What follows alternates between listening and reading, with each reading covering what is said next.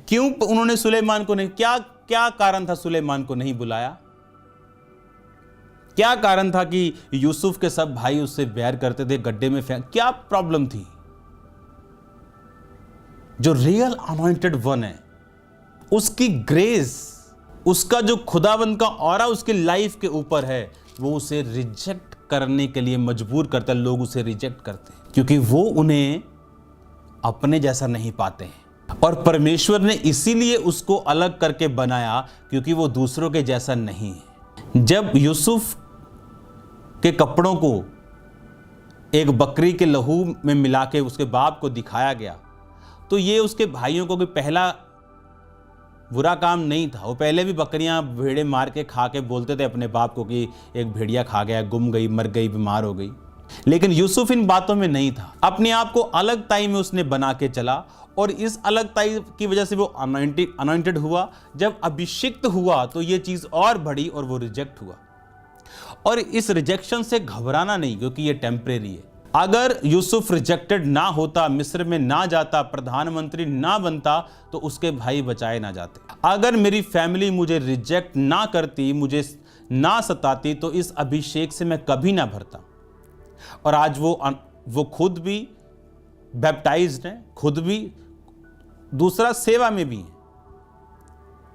और ये आसान नहीं था। जब परमेश्वर का अभिषेक आपकी लाइफ के ऊपर आता है, एक रिजेक्शन आपकी लाइफ के ऊपर आती है, तो इस रिजेक्शन से घबराना नहीं। जब लोग आपको छोड़ दें, रिश्तेदार आपको छोड़ दें, आपके अपने आपको छोड़ दें, आपका बेस्ट फ्रेंड आपको छोड़ दे, आपको आनंदित होना है, क्योंकि ये सिम्टम है कि खुदावंद का अभिषेक आप पे उतर आया। वो एक थोड़े मेजर का थोड़ा हो सकता है, आप उसे संभाल के रखेंगे, वही करते जाएंगे। आपने नल का गेड़ा, एक गिलास पानी निकला, तो मैं आपसे क्वेश्चन करना चाहता हूं, अगर आपको बाल्टी भर पानी चाहिए होगा तो फिर क्या करोगे? क्या मोटर लगाओगे जिसमें 10 दिन लगेंगे लगने में?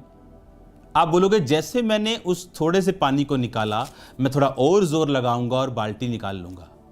वैसा ही अभिषेक है। जिस फेथफुलनेस से, वफादारी से, प्रार्थना से, रोजों से, वचन पढ़ने से, चर्च जाने से आपने उस अभिषेक को हासिल किया और तब रिजेक्शन आई, तो बढ़ेगा भी कैसे? उन्हीं चीजों से ही जो आप करते आ रहे थे। बोर नहीं होना, अकना नहीं, थकना नहीं, अड़े रहना, खड़े रहना, क्योंकि जब ये अनॉइंटिंग बढ़ेगी, ये एक जबरदस्त रास्तों को आपकी लाइफ में खोल देगी। अगर आप रियल अनॉइंटेड हैं, आपके रास्ते वैसे खुलेंगे जैसे लोगों के 100 साल में नहीं, 100 ईयर में नहीं खुलते लोगों के। मैं आपको सच कह रहा हूं, 100 ईयर्स उनकी जनरेशंस वेट करेंगी उन रास्तों के लिए जो आप सालों महीनों में खोल देंगे। रिजेक्शन ये एक पार्ट है, ये एक सिम्टम है इस अनॉइंटिंग का। आप कोई ले लो, कोई भी, जीसस क्राइस्ट को ले लो। बाइबल कहती अपने घर में वो बड़े चमत्कार नहीं कर पाया और वो खुद हैरान था कि तुम लोग कैसे हो? तुमने लंगड़ों को चलता देखा, अंधों को आंखें पाते देखा, और अब भी तुम मुझ पे विश्वास नहीं कर रहे हो। और लिखा यीशु मसीह ने वहां बड़े सामर्थ्य के काम नहीं किए। रिजेक्शन, आराधनालय की रिजेक्शन, कि अगर यीशु मसीह के नाम पर विश्वास किया तो आराधनालय से निकाल दिए जाओगे। रिजेक्शन, ये रिजेक्शन एक सिम्टम है। इससे घबराओ मत। लोग घबरा जाते, बोलते अच्छा साहब नल करांगे हूं, अच्छा घबरा गए, अच्छा मर गए, लुट गए, ये ना होगा तो वो क्या, कोई ना होगा, कोई फर्क नहीं पड़ेगा। आज आपकी भूआ आपको इस वायरस से बचा नहीं सकती, आपके रिश्तेदार इस वायरस से आपको बचा नहीं सकते। कौन बचा सकता है? इस अनदेखे वायरस को आपकी लाइफ में अनदेखा परमेश्वर ही निकाल सकता है, क्योंकि वो सब चीजों को देखता है और अनॉइंटिंग भी देखती है। अगर हम परमेश्वर के साथ फेथफुल हैं, अगर किसी ने हमें रिजेक्ट किया, किसी ने हमें सताया, किसी ने हमारा विरोध किया, तो ये सिम्टम है, ये सिम्टम है। जब एक बहन प्रेग्नेंट होती और उसे वॉमिटिंग आती, उसका दिल कच्चा होता है, उसका मूड हिलता है, आपने कभी उसको रोते हुए देखा पूरे घराने को कि हाय हमारी बेटी को क्या हो गया? पर आपने उल्टा उसे खुश होते हुए देखा होगा। वो कभी बैठ के इस बात की चिंता नहीं करेगी कि मुझे वॉमिटिंग हो रही। वो आनंदित होगी कि परमेश्वर ने मुझे बेबी के साथ ब्लेस किया। तो ये रिजेक्शन आपकी प्रेगनेंसी का सबूत है। ये रिजेक्शन जो आपके गर्भ, आत्मिक गर्भ में खुदावंद का अभिषेक चला गया और ये बड़ी चीजों को पैदा करेगा, ये इस चीज का सिम्टम है जब कोई आपको रिजेक्ट करता है। आप पूरी बाइबल पढ़ के देख लो। मूसा खुदावंद से प्यार करता था, खुदावंद के लिए काम करना चाहता था। मसा था पर इतना नहीं था, और जब उसने शुरू किया मिस्री को मार दिया, रिजेक्ट किया गया, भागना पड़ा उसे, क्योंकि परमेश्वर का अभिषेक इस दुनिया का सबसे प्रेशियस, सबसे कीमती सब्सटेंस है जिसकी कोई कीमत नहीं, कोई कीमत ही नहीं, उसकी वैल्यू इतनी है। ये अभिषेक आपको फ्री करता है, ऊंचा करता है, सुदृढ़ करता है, स्ट्रांग करता है, शैतान के अटैक से आपको फ्री करता है, आपको दलेर करता है, आपकी हेल्प करता है, कंफ्यूजन से आपको फ्री करता है। वो अभिषेक जो तुम्हारा किया गया, तुम्हें सब बातों को सिखाता और तुम सब बातें जानते हो। जैसे जैसे आप इस अनॉइंटिंग में बढ़ते हैं,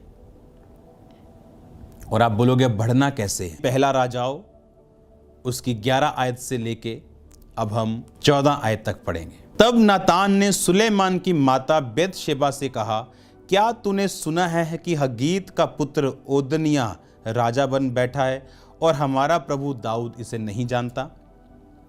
इसलिए अब आ, मैं तुझे ऐसी सम्मति देता हूं जिससे तू अपना और अपने पुत्र सुलेमान का प्राण बचाए। तू राजा दाऊद राजा के पास जाकर उससे यूं पूछ, हे मेरे प्रभु, हे राजा, क्या तूने शपथ खाकर अपनी दासी से नहीं कहा कि तेरा पुत्र सुलेमान मेरे बाद राजा होगा और वह मेरी राजगद्दी पर विराजमान होगा? अब इस वचन के द्वारा आप समझो, नातान ने आके सुलेमान की माता को बताया कि क्या तूने सुना कि ओदनिया राजा बन गया? इसलिए अब आ, मैं तुझे सलाह देता हूं जिससे तेरा और तेरे बेटे का प्राण बचेगा। अब तू दाऊद के पास जाके पूछ कि क्या तूने शपथ नहीं खाई थी कि तेरा बेटा सुलेमान मेरे बाद राजा होगा? कहता है जब तू उसके पास जाएगी मैं भी पीछे आऊंगा और इन बातों की पुष्टि करूंगा। खुदावंद का प्लान अगर एक विश्वासी की लाइफ पे है, खुदावंद का प्लान आपकी लाइफ के ऊपर है, उसकी योजना आपकी जिंदगी के ऊपर है, पर क्या आप जानते हैं उस योजना को पूरा करने के लिए आपको राइट एसोसिएशन की जरूरत है। राइट एसोसिएशन, राइट संगति। अगर ये सही संगति आपकी लाइफ में नहीं तो अब सोचो क्या होता सुलेमान का। सुलेमान को भागना पड़ता, इंतजार करना पड़ता, फाइट करनी पड़ती और अपने पिता दाऊद की तरह गद्दी पर बैठना पड़ता।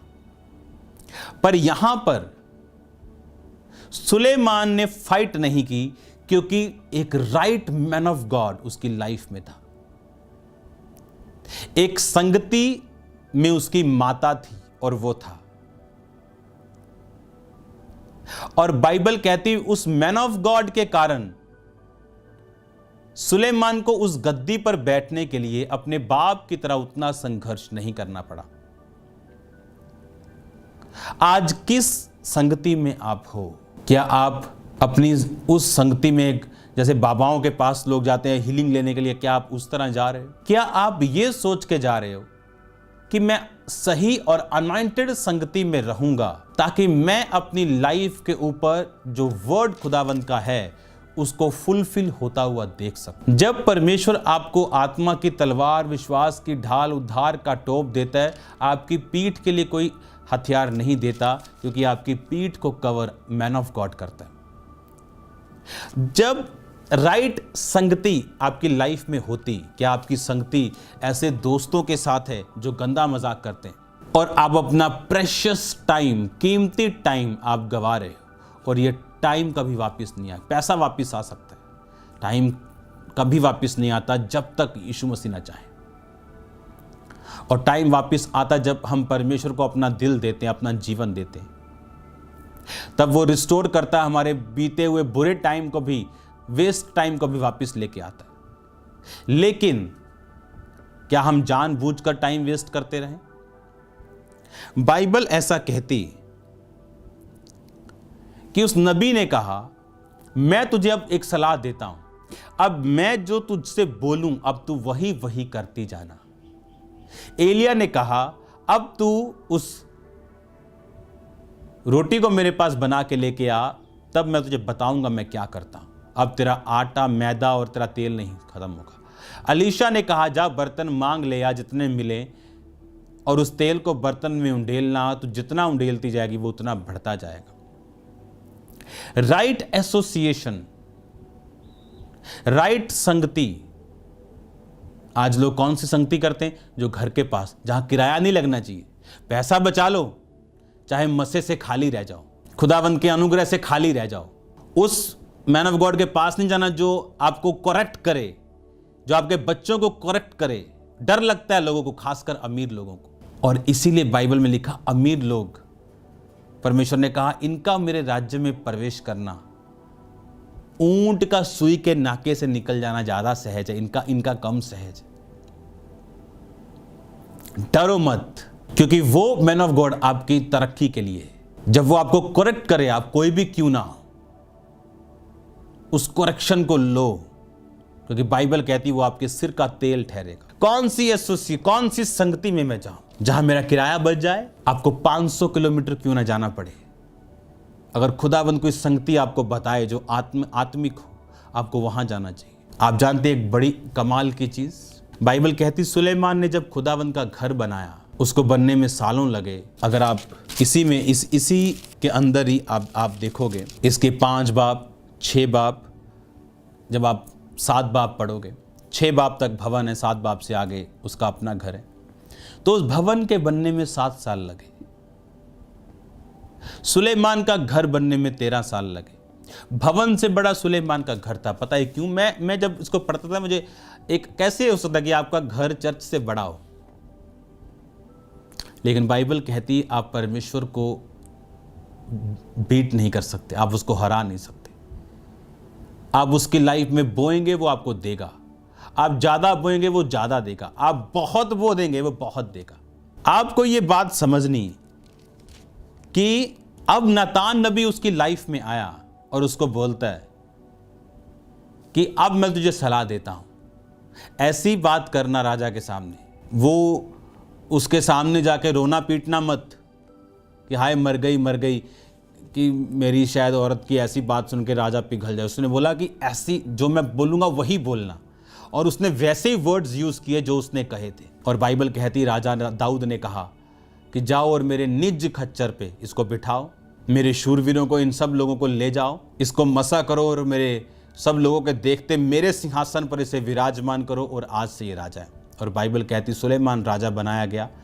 जब वो गूंज के साथ धरती डोल गई, जब जय जयकार हुआ, ओदनिया डर गया, कांप गया, भाग गया और थोड़े दिन बाद मारा गया। और बाइबल एक और बात कहती, जिन लोगों ने ओदनिया का साथ दिया था, सुलेमान ने उन लोगों को मारा। बाइबल कहती जब सुलेमान ने उन लोगों को मारा तो लिखा सुलेमान का राज्य दृढ़ हो गया। अगर आप इसको वचन में पढ़ेंगे, जब सुलेमान ने उनको मारा, तो जब आप इसको पहला राजा 2 बाब उसकी 28 आयत को पढ़ते हो 35 तक, और उसके बाद 36 से लेके 46 तक। 46 में पढ़ता हूँ, तब राजा ने यहोदा के पुत्र बानया को आज्ञा दी कि उसने बाहर जाकर उसको ऐसा मारा कि वह भी मर गया। इस प्रकार सुलेमान के हाथ में राज्य दृढ़ हो गया। ये शिमी था, इससे पहले योआब था। ये सब लोगों को लिखा सुलेमान ने मारा और उसका राज्य दृढ़ हो गया। अब परमेश्वर हमें मारने की आज्ञा नहीं देता, लेकिन जब सुलेमान एक राजा होने के लिए रियल अनॉइंटेड हुआ, प्रभु ने तो बोला था तू राजा होगा, पर जब उसको मसा किया गया तेल के द्वारा सींग में भर के, उसके बाद योआब छोटा व्यक्ति नहीं था। योआब एक ऐसा सेनापति था जिसने बड़े बड़े राजाओं को मार के युद्ध जीत लिए थे। पर सुलेमान के सामने वो टिक नहीं सका, डर, एक खौफ पैदा हो गया, क्योंकि अभिषिक्त व्यक्ति के सामने कोई नहीं चल सकता। और शिमी जिसने दाऊद को श्राप दिया था, लेकिन दाऊद ने उसको मारा नहीं, पर सुलेमान को बोला कि तू इसको मारेगा। जब उसको मारा तो लिखा उसका राज्य सुलेमान का दृढ़ हुआ। जब अनॉइंटिंग आपकी लाइफ में आती, कुछ ऐसे काम आप जिंदगी में करते हो जिससे आपकी मिनिस्ट्री, जिससे आपकी लाइफ दृढ़ होती, चाहे कुछ लोगों को परमेश्वर आपकी लाइफ से दूर करे, कुछ चीज़ों को ठीक करे, कुछ चीज़ों को सेट करे, कुछ भी वो करे, उस अनॉइंटिंग की वजह से जो आपकी लाइफ के ऊपर है, ऐसी चीज़ें आपकी लाइफ में होंगी और आपका राज्य, आपकी मिनिस्ट्री, आपका फाइनेंस, आपकी लाइफ, आपका परिवार, अगर आपके परिवार में ऐसा कोई जन है जिसको नहीं होना चाहिए, परमेश्वर उसे दूर करेंगे इस अभिषेक के द्वारा। और जैसे ही आप उस परिवार, उस मेंबर को दूर जाता हुआ देखेंगे, जो आपके क्लोज परिवार का नहीं, आपका कोई भी बेस्ट फ्रेंड हो सकता है, आपका फ्रेंड हो सकता है, आपका बिजनेस कोई एसोसिएट हो सकता है, आप देखोगे कुछ आपकी लाइफ में बेटर हुआ और आप स्ट्रांग हुए।